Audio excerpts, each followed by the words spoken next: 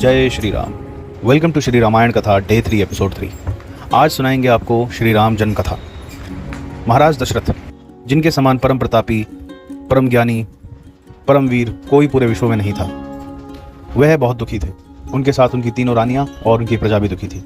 इस दुख का कारण उनकी कोई संतान ना होना, और संतान ना होने का अर्थ कोई उत्तराधिकारी ना होना। महाराज दशरथ इसी दुखी मन के साथ महर्षि वशिष्ठ के आश्रम पहुंचे और उन्हें अपनी दुख का कारण बताते हुए बोले, हे महर्षि, पूरे विश्व में इतना महान सूर्यवंश, जिसके पूर्वज इसकी महानता को पीढ़ी दर पीढ़ी बढ़ाते आए हैं, क्या यह इसी भाग्य दशरथ के साथ खत्म हो जाएगा?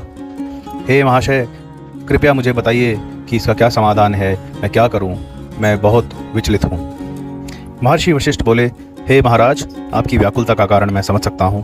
समाधान यह है कि पुत्र कमयष्टि यज्ञ करवाना होगा, और यह यज्ञ अथर्ववेद के ज्ञानी श्री ऋषि श्रृंग मुनि के अलावा और कोई नहीं करवा सकता। आप शीघ्र ही उनके आश्रम जाइए और उनसे याचना कीजिए कि वह आपकी मदद करें।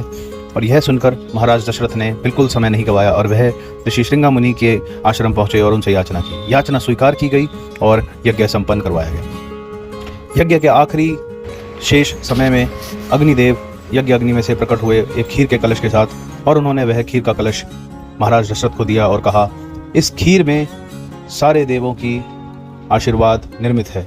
कृपया करके इस कलश की खीर को तीनों रानियों में बांट दीजिए और आपको पुत्र और संतान प्राप्ति हो जाएगी। महाराज दशरथ ने नमस्कार करके धन्यवाद कहा और ऐसा ही किया। तीनों रानियों में खीर बांट दी। महारानी कौशल्या को आधी खीर दी गई।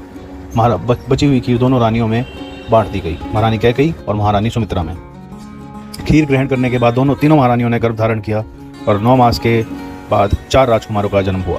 बड़ी रानी कौशल्या के पुत्र श्री राम, रानी सुमित्रा के पुत्र लक्ष्मण और शत्रुघ्न, और छोटी रानी कैकेयी के पुत्र भरत। इस प्रकार जन्म हुआ श्री राम और उनके 3 भाइयों का।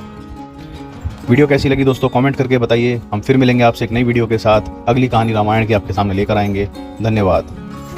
जय श्री राम।